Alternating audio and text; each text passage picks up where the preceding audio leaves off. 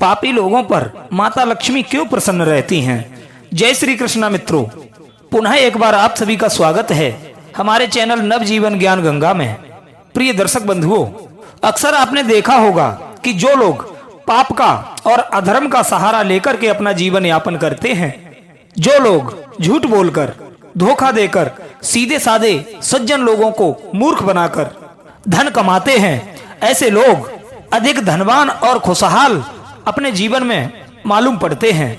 जो लोग लूट और बेईमानी करके असली चीज की जगह नकली चीज बेचकर धन कमाते हैं, वे ईमानदार लोगों की अपेक्षा अधिक सुखी मालूम होते हैं। ऐसा क्यों? जो लोग धन कमाने के लिए छल और हिंसा का सहारा लेते हैं, वे अपने जीवन में क्यों अधिक फलते फूलते रहते हैं? यही प्रश्न एक बार माता पार्वती ने भगवान शिव से किया था। मित्रों, आइए इस कहानी के माध्यम से समझते हैं। उससे पहले जो भाई बंधु हमारे चैनल पर नए मेहमान दर्शक बनकर के आए हैं, उनसे निवेदन है चैनल को सब्सक्राइब करें, बेल आइकॉन ऑन अवश्य कर लें, क्योंकि आपका एक सब्सक्राइब हमारे लिए बहुत महत्वपूर्ण है। तो आइए बने रहिए वीडियो की समाप्ति तक हमारे साथ। मित्रों, एक बार भगवान शिव और माता पार्वती कैलाश पर्वत पर विराजमान थे और दोनों के बीच विचार विमर्श और ज्ञान की चर्चा चल रही थी। माता पार्वती प्रश्न करती थी और भूत भावन भगवान शिव उनके प्रश्न का जवाब देते जाते थे। दोनों एक दूसरे के प्रश्नोत्तरी में उलझे हुए थे। बातों बातों में अचानक माता पार्वती भगवान शिव से कहने लगी कि हे भगवान, आप तो स्वयं तीनों लोकों के स्वामी हैं, तीनों लोकों के रचयिता हैं, तीनों लोकों के संहार करता और पालन करता हैं, क्योंकि ब्रह्मा विष्णु महेश तीनों एक ही शक्ति हैं। ये तीनों एक ही शक्ति के अलग अलग रूप हैं। माता पार्वती कहने लगी, हे देवादिदेव, हे महादेव, मैं आपसे ये जानना चाहती हूँ कि इस संसार में जो पापी लोग होते हैं, अत्याचारी लोग होते हैं, अहंकारी लोग होते हैं, दुराचारी लोग होते हैं, ये हमेशा सीधे साधे सज्जन और भोले भाले लोगों को कष्ट पहुंचाते रहते हैं। ये कभी धार्मिक अनुष्ठान नहीं करते, फिर भी वे लोग सुखी रहते हैं। वे लोग सुखी क्यों रहते हैं और क्यों धनवान होते हैं? अक्सर ऐसे लोग बहुत बड़े वैभवशाली होते हैं। हे भोलेनाथ, क्या देवी लक्ष्मी ऐसे ही लोगों से प्रसन्न रहती हैं? मैं इस बारे में आपसे जानना चाहती हूँ। इधर भोले बाबा ने जब माता पार्वती की बात सुनी तो भगवान शिव कहने लगे, हे देवी पार्वती, ये संसार सागर है, इसमें क्या क्या होता है इसकी कल्पना भी नहीं की जा सकती। हे देवी, तुम्हारे प्रश्न का जवाब मैं उदाहरण सहित समझाऊंगा। प्रिय दर्शक बंधुओं, इस प्रकार भगवान शिव माता पार्वती को साथ लेकर जगत का भ्रमण करने के लिए चल देते हैं। भगवान शिव कहने लगे, हे देवी पार्वती, तुम्हारे प्रश्नों का जवाब भी हमारी इसी यात्रा में छुपा हुआ है। प्रिय दर्शकों, अब तो भगवान शिव ने और माता पार्वती ने अपना भेष बदला और एक गरीब ब्राह्मण ब्राह्मणी बन करके दोनों जंगल के मार्ग से पैदल पैदल चल दिए। ब्राह्मण ब्राह्मणी के रूप में मृत्यु लोक में भ्रमण करने के लिए दोनों चले जा रहे थे। चलते चलते उन्हें रास्ते में एक कटे हुए वृक्ष की जड़ मिली, जिस जड़ की पृथ्वी से थोड़ी ऊंची ठूठ निकली हुई थी। प्रिय सज्जनों, ये आप भली भांति जानते हैं, जब कोई वृक्ष जड़ के पास से टूट जाता है तो उसकी थोड़ी सी ठूठ बाहर रह जाती है। मित्रों, उन्हें थोड़ा अंधेरा हो गया था, उसे आप भगवान शिव की माया भी कह सकते हैं। इधर भगवान शिव माता पार्वती को साथ लेकर आगे चलते चले जा रहे थे। अंधेरा होने के कारण भगवान शंकर को वो ठूठ दिखाई नहीं दी और भगवान शिव का पैर उस ठूठ से टकरा गया। जैसे ही भगवान शिव का पैर उस ठूठ से टकराया तो भगवान शिव आगे की तरफ गिर पड़े। भगवान शिव जब जमीन पर गिर पड़े और उनके पैर द्वारा रक्त की धार बहने लगी, अब तो माता पार्वती देखते ही बहुत घबरा गईं। माता पार्वती ने अपनी साड़ी से पल्लू फाड़ा और उसमें से एक टुकड़ा भगवान शंकर के पैर पर बांधना आरंभ कर दिया। दर्शक बंधुओं, जब कपड़े की पट्टी माता पार्वती ने भगवान शिव के पैर में बांधी तो भगवान महादेव खड़े हो गए। उस ठूठ को देख करके कहने लगे, हे टूटे हुए वृक्ष के ठूठ, तुम बहुत विशाल हो जाओ, तुम्हारी ऊंचाई इस जंगल के सभी वृक्षों से ऊंची हो जाए, तुम्हारी शोभा सभी वृक्षों से अद्भुत हो जाए, वृक्षों में तुम सबसे बड़े वृक्ष कहलाओ। प्रिय मित्रों, भगवान शिव ने उस ठूठ को उल्टा कोसने की जगह उसे आशीर्वाद दे दिया। भगवान शिव के ऐसे व्यवहार से माता पार्वती बड़ी नाखुश हो गईं। माता पार्वती से जब रुका नहीं गया तो माता पार्वती भगवान शिव से कहने लगी, हे भगवान, आपकी लीला भी बड़ी न्यारी है। जिस ठूठ की वजह से आपको कष्ट पहुंचा, जिस ठूठ ने आपको चोट पहुंचाई, आपके पैर से देखो कितना रक्त बह रहा है। जिस वृक्ष की जड़ से आप ठोकर खाकर गिर पड़े, आपने ऐसे वृक्ष को इतना विशाल होने का आशीर्वाद दे दिया। हे भगवान, आपकी ये माया हमारे कुछ समझ में नहीं आई। हे प्रभु, इसका क्या कारण है? देवी पार्वती को दुविधा में देख करके भगवान शिव कहने लगे, हे देवी पार्वती, थोड़ा धीरज रखो, समय आने पर इसका भी जवाब आपको स्वयं मिल जाएगा। अब आप कैलाश पर्वत के लिए चलिए। दर्शक बंधुओं, इस प्रकार माता पार्वती और भगवान शिव जगत का भ्रमण करने के बाद कैलाश पर्वत पर चले आते हैं और फिर से अपनी धर्म चर्चाओं में व्यस्त हो जाते हैं। लेकिन माता पार्वती के मन में बार बार उस प्रश्न का जवाब न मिलने के कारण व्याकुलता बनी हुई थी कि भगवान भूतनाथ भोले बाबा ने ऐसा क्यों किया। उनके दिमाग में बार बार वही बात चक्कर काट रही थी। माता पार्वती कहने लगी, हे भगवान, मुझे ये बताइए कि संसार के पापी लोग, पापी मनुष्य जो अहंकारी हैं, जो दुष्ट प्रवृत्ति के होते हैं, ऐसे लोग सुखी जीवन क्यों व्यतीत करते हैं? दुष्ट लोग क्यों ज्यादा समृद्धशाली होते हैं? तो भगवान शिव पार्वती से बोले, हे देवी, इस प्रश्न का जवाब आपको समय के अनुसार मिल जाएगा। आप कुछ समय तक इंतजार कीजिए। मित्रों, उसी काल में जो टूटे हुए वृक्ष का ठूठ था, जिसे भगवान शिव ने विशाल होने का वरदान दे दिया था, अब तो वो ठूठ बहुत बड़े वृक्ष के रूप में परिवर्तित हो गया। उसी ठूठ से एक अंकुर फूटा और धीरे धीरे वो बहुत बड़ा विशाल वृक्ष होता चला गया। वह वृक्ष अब बहुत बड़ा हो गया था और जितने भी उस जंगल में वृक्ष थे, उन सभी वृक्षों से उसकी ऊंचाई बहुत अधिक हो गई थी। धीरे धीरे वो वृक्ष लंबी शाखाओं वाला और घनी छाया वाला बनता चला गया। दूर दूर तक उसकी छाया फैली रहती थी। इसी बात का उस वृक्ष को घमंड होने लगा। वो अपने से छोटे सभी वृक्षों को देख देख करके हंसता था और उनकी खिल्लियां उड़ाता था। वो घमंड के कारण हर समय अकड़ में खड़ा रहता था। वो ना तो किसी वृक्ष से मिलकर रहता था और ना ही अपने आगे किसी को कुछ समझता था। प्रिय दर्शक बंधुओं, एक बात आप हमेशा ध्यान रखना, जो व्यक्ति जैसा होता है वो अपने स्वभाव को कभी नहीं त्यागता। दुष्ट व्यक्ति कभी भी अपनी दुष्टता को नहीं छोड़ता। कई बार कुछ लोग धन, पद और प्रतिष्ठा पाकर गर्व से भर जाते हैं और ये भी बात बिल्कुल सच है, फिर वो उतनी जल्दी ही नष्ट हो जाते हैं। अचानक किसी को यदि शक्ति मिल जाए, धन मिल जाए, तो स्वाभाविक रूप से वो आपे से बाहर अवश्य हो जाएगा। कुछ सज्जन पुरुष ही होते हैं जिन्हें धन और वैभव से अभिमान नहीं होता है। प्रिय मित्रों, उस वृक्ष के विशाल होने के बाद अनेकों पक्षी उस वृक्ष की लंबी लंबी शाखाओं पर बसेरा करना चाहते थे, लेकिन वो वृक्ष इतना घमंडी हो गया था कि जो पक्षी उसकी शाखाओं पर बसेरा करने के लिए आते थे, उन्हें वो अपनी शाखाओं से डरा करके भगाने की कोशिश करता था। वो कहता था, ये पक्षी तो उसकी सारी सुंदरता नष्ट कर देंगे, मेरे ऊपर ये घोंसला बनाएंगे, दिन रात ये मेरे ऊपर बीट करेंगे, इनके रहने से मैं दूषित हो जाऊंगा। प्रिय दर्शक बंधुओं, उसके मने करने के बाद भी पक्षी अपना घोंसला बनाकर उसके ऊपर रहने लगते हैं। जिस शाखा पर पक्षी रहते थे, वो अपनी उसी शाखा को नीचे गिरा देता था, अपने पत्तों को पतझड़ कर देता था। कई बार तो उसने पक्षियों के अंडे और बच्चे नीचे गिरा दिए। इस बात को लेकर पक्षी लोग बहुत दुखी हुए। वे मन ही मन उस वृक्ष को कोसते थे। उस दुष्ट वृक्ष की ये करतूतें भगवान शिव भी देख रहे थे। धीरे धीरे जब बसंत ऋतु का आगमन होता है, वृक्ष पूरी तरह से पतझड़ होकर फिर से नए पत्ते, नए डालियां धारण करता है। प्रिय मित्रों, आप तो भली भांति जानते हैं कि बसंत ऋतु में वृक्ष कितना सुंदर हो जाता है। इधर वो वृक्ष अपने आप को देख देख कर उसका अहंकार सातवें आसमान पर पहुंच गया था, क्योंकि पूरे वन में उस वृक्ष से सुंदर दूसरा कोई भी वृक्ष नहीं लग रहा था। क्योंकि भगवान शंकर ने उसे वरदान जो दिया था, उसको विशाल होने का वरदान स्वयं महादेव ने ही तो दिया था।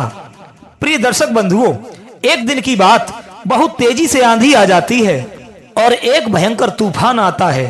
तूफान का वेग इतना प्रबल था कि उसे देखकर जंगल के सारे वृक्ष भयभीत हो रहे थे, लेकिन वो वृक्ष अपने घमंड की अकड़ में खड़ा हुआ था और बहुत मुस्कुरा रहा था। उससे छोटे जितने भी वृक्ष थे वो बेचारे मिलजुल कर इकट्ठे रहते थे, और वो वृक्ष जंगल में अकेला खड़ा था और अपने विशाल होने पर उसे बहुत घमंड था। प्रिय मित्रों, उसका बड़ा आकार होना ही उसके लिए मुसीबत बन गया था। जब भारी वेग का तूफान आया तो उससे बचाना उस पेड़ को मुश्किल हो गया। प्रिय दर्शक बंधुओं, वही हुआ। उस तेज आंधी तूफान ने उस वृक्ष को जड़ से उखाड़कर पृथ्वी पर फेंक दिया और कम से कम 100 क्विंटल मिट्टी उसकी जड़ों से लिपटकर उसके ऊपर आ गई। प्रिय मित्रों, वो पूरा वृक्ष जमीन से करीब 5 फीट गड्ढा खोदता हुआ पृथ्वी पर गिर पड़ा। उसका बड़ा होना ही उसके विनाश का कारण बन गया। वो वृक्ष जमीन से उखड़कर ही जमीन पर औंधे मुंह गिर पड़ा। प्रिय मित्रों, उसी मार्ग से भगवान शिव और माता पार्वती दोबारा से संसार भ्रमण करने के लिए चल देते हैं। माता पार्वती को तो भगवान शिव से अपने प्रश्न का अर्थ जानना था, इसीलिए माता पार्वती ने भगवान शिव से कहा कि हे भगवान, मेरे समझ में ये नहीं आ रहा है कि आप मेरे प्रश्न का जवाब कब देंगे। तब भगवान शिव कहने लगे, हे देवी जी, चलो आज हम मृत्यु लोक का भ्रमण करने के लिए चलते हैं। प्रिय मित्रों, इतना कहने के बाद भगवान शिव और साथ में माता पार्वती आपस में बातचीत करते हुए जंगल के रास्ते से चल पड़े। वो उसी रास्ते पर जा रहे थे जिस रास्ते पर वो विशाल वृक्ष उखड़कर पृथ्वी पर गिर पड़ा था। इधर भगवान शिव और माता पार्वती उसी स्थान पर आ जाते हैं। जब उस वृक्ष को गिरा हुआ माता पार्वती ने देखा तो वे भगवान शिव से कहने लगी, हे देवादिदेव, आपकी लीला भी कितनी विचित्र है। देखो ये कितना सुंदर वृक्ष है, कितना विशाल वृक्ष है। इस वन में इसके मुकाबले का एक भी वृक्ष नहीं है। ये वृक्ष सबसे बड़ा है, सबसे सुंदर है। इसकी छाया कितनी सुंदर होगी, क्योंकि ये कितना सघन भी है। तूफान ने कितना बुरा किया जो इस वृक्ष को जड़ सहित उखाड़ कर पटक दिया। हे भगवान, ये तो बेचारा जड़ से ही नष्ट हो गया है। इसका क्या कारण है? हे प्रभु, इस सुंदर वृक्ष को आपने इतनी अल्प आयु क्यों दी? इसका जीवन क्यों नष्ट कर दिया? तब भगवान शिव माता पार्वती से कहने लगे, हे देवी, तुम भी बड़ी भोली हो। जरा गौर से देखो, ये वही ठूठ है जो आज से कुछ साल पहले हम भ्रमण करने के लिए आए थे, और आपको ये ज्ञात होगा कि इसी ठूठ से मेरे पैर में ठोकर लगी थी, जिसकी दी गई चोट के द्वारा मेरे पैर से बहुत सारा रक्त बह गया था। मैं पृथ्वी पर गिर गया था। ये वही वृक्ष है, ये वही ठूठ है। परंतु हे देवी जी, मैंने उस समय इसे क्या वरदान दिया था, क्या आपको ये ज्ञात है? माता पार्वती कहने लगी, हाँ प्रभु, मुझे अच्छी तरह से याद है। आपने इस वृक्ष को विशाल होने का वरदान दिया था। महादेव कहते हैं, हे पार्वती जी, यदि उस समय में उस ठूठ को उखाड़ता तो मुझे ना जाने कितनी मेहनत करनी पड़ती, और ना मैं उस ठूठ को जड़ से उखाड़ सकता था। उसे जड़ से उखाड़ने के लिए मुझे अथक परिश्रम करना पड़ता, तब कहीं मैं उस ठूठ को उखाड़ पाता। वह ठूठ अहंकारी और अत्याचारी था, इसीलिए उसका नाश करना मेरे लिए आवश्यक हो गया था। हे देवी जी, मैंने इसीलिए उस ठूठ को विशाल होने का वरदान दे दिया था। इसीलिए मैंने उससे कहा था कि तुम इस जंगल में सबसे बड़े बन जाओ। हे देवी, जरा गौर से देखिए, ये वृक्ष इतना विशाल हो गया। ये वही ठूठ है जो इन सभी वृक्षों से बड़ा हो गया है, लेकिन बड़ा होने के बाद भी इसने अपना अहंकार नहीं छोड़ा। इसकी अकड़ ने ही इसे इस स्थिति में पहुंचा दिया है। ये जंगल के सभी वृक्षों से अपने आप को महान समझने लगा था। पक्षियों को अपने ऊपर बसेरा नहीं करने देता था। ये यात्रियों के लिए भी छाया करने से पहले अपने पत्तों को झाड़ देता था। ये बहुत बड़ा दुष्ट और दुराचारी था। ये वृक्ष बहुत बड़ा अहंकारी था और बड़ा पापी था। इसने अपने जीवन में कभी भी कोई भलाई का काम नहीं किया। प्रिय दर्शकों, ये बात हमेशा ध्यान रखना, जो लोग सिर्फ नाम के बड़े हो जाते हैं, उनसे किसी को कोई सुख नहीं मिलता। उसका जीवन लोहार की उस धौकनी की तरह हो जाता है, जो सांस तो लेती है लेकिन उसमें जीवन का कोई अंश नहीं होता है। जो लोग उस वृक्ष की तरह स्वभाव वाले अपना ही पेट बड़ा करने में लगे रहते हैं। जो लोग उसी वृक्ष की तरह औरों को नीचा दिखाने का काम करते हैं, जो घमंड के कारण किसी को कुछ नहीं समझते हैं, वे अपने आप को ही देखते हैं और अपने ही शरीर से प्रेम करते हैं। जिनके अंदर अकड़ होती है, ऐसे इंसानों को उन्हीं का अहंकार मार देता है। ऐसे लोग अपनी उसी विशेषता के कारण मारे जाते हैं। यदि कोई इस तरीके के स्वभाव वाला व्यक्ति बहुत बड़ा धनवान है, तो अधिक धन ही उसे मृत्यु के मुख में पहुंचा देता है। लक्ष्मी भी ऐसे लोगों के पास अधिकतर इसीलिए रहती हैं ताकि उनका सर्वनाश कर सकें। आपने देखा होगा कि अधिक धन होने से मनुष्य में कई दोष आ जाते हैं। चींटा जब मरने वाला होता है तो उसके शरीर में पंख उगाते हैं। जमीन पर रेंगने वाला चींटा भी आकाश में उड़ने लगता है। वही उड़ान उसको विनाश की ओर ले जाती है। कहते हैं बड़ा होना तो सरल है, लेकिन बड़ा होकर जीना बहुत कठिन है। भगवान शिव कहने लगे, हे पार्वती, ये वृक्ष जब ठूठ के रूप में था तब भी इसमें अकड़ थी, मुझे देखकर भी ये झुका नहीं। जो छोटे स्वभाव के लोग होते हैं उनमें बड़ा होने पर इसी तरह की अकड़ आ जाती है। वे अपने से बड़ों का सम्मान और आदर करना भूल जाते हैं। उनमें नम्रता का असर नहीं रहता है। और ध्यान रखना, जो झुकता नहीं वो किसी को झुका नहीं सकता। जो अकड़ के साथ में जीता है उसका जीवन बहुत छोटा होता है, वो थोड़े समय के लिए ही जी पाता है। दर्शक बंधुओं, इसे मैं एक और उदाहरण से समझाता हूँ। भगवान शिव कहने लगे, हे देवी, जिस प्रकार से मुंह के अंदर दांत और जीभ होते हैं, जीभ जब मनुष्य पैदा होता है तब भी होती है और मरता है तब भी होती है, और दांत जन्म होने के काफी दिन बाद आते हैं और मरने से काफी समय पहले उखड़ भी जाते हैं। दोनों में फर्क इतना है कि जीभ के अंदर नम्रता का भाव होता है, वो झुकना जानती है, इसीलिए उसकी आयु लंबी होती है। और दांतों के अंदर अकड़ रहती है, इसीलिए वे बाद में आकर भी पहले चले जाते हैं। इसी प्रकार जिन मनुष्यों में अकड़ होती है उनका जीवन भी निरर्थक होता है और अतिशीघ्र नष्ट हो जाता है। भगवान शिव कहते हैं, हे देवी पार्वती, इस ठूठ को उखाड़ने में मुझे तनिक भी मेहनत नहीं करनी पड़ी। बड़ी होकर ये स्वयं ही जड़ सहित उखड़ गई। इसी तरह से जो दुष्ट व्यक्ति होते हैं वो कुछ समय के लिए धनवान बन जाते हैं और थोड़े समय के लिए सुखी हो जाते हैं और वैभवशाली हो जाते हैं। लेकिन जिस समय मैं उन्हें मौका देता हूं धर्म के रास्ते पर चलने का, उस समय यदि वो नहीं सुधरे, उनमें सुधार नहीं हुआ, तो हे देवी पार्वती, जैसे इस वृक्ष का जड़ सहित नाश हो गया, ऐसे ही उन पापी मनुष्यों का भी मैं जड़ सहित विनाश कर देता हूं। प्रिय मित्रों, माता पार्वती के समझ में भगवान शिव का दिया हुआ उद्देश्य पूर्णतः आ गया था। माता पार्वती कहने लगी, हे स्वामी, आप तो तीनों लोकों के स्वामी हैं। हे प्रभु, आप धन्य हैं, आपकी माया धन्य है। हे नाथ, हम तो आपकी इस माया को समझ ही नहीं पाए। प्रिय मित्रों, किस प्रकार से भगवान शिव ने माता पार्वती को समझाया कि पापी मनुष्य जो अहंकार के चलते किस प्रकार से अपना जड़ से नाश करा लेते हैं। रावण का नाम भी आपने सुना होगा। रावण कितना बड़ा योद्धा था, जो विश्व विजेता हो गया था। उसने तीनों लोकों को जीत लिया था। वही विद्वान रावण भी अधिक समय तक नहीं जी पाया और एक दिन मृत्यु को प्राप्त हो गया। कहते हैं उस रावण के कुल में मंदोदरी को छोड़कर कोई रोने वाला भी नहीं बचा था। जो लोग अहंकार में भरे हुए हैं, अपने अहंकार के सामने किसी भी व्यक्ति को तुच्छ समझते हैं और उसे नुकसान पहुंचाते हैं, किसी का दिल दुखाते हैं या किसी को कोई हानि पहुंचाते हैं, जो अत्याचार करते हैं और पापों से बिल्कुल भी नहीं डरते हैं, अपना काम सीधा करने के लिए वो दूसरों को नुकसान भी पहुंचाते हैं, वो लोग इन्हीं मनुष्यों की श्रेणी में आते हैं। वो कुछ समय के लिए खुशी तो रह सकते हैं, लेकिन दीर्घ काल के लिए सुखी नहीं रह सकते। उनका अंत जैसे इस वृक्ष का समूल नाश हो गया, जड़ सहित ये वृक्ष उखड़कर जमीन पर गिर गया। किसी को भी इसका नाश करने के लिए हाथ नहीं लगाना पड़ा। ठीक इसी प्रकार से भी उन पापी मनुष्यों का भी इसी प्रकार से नाश हो जाता है।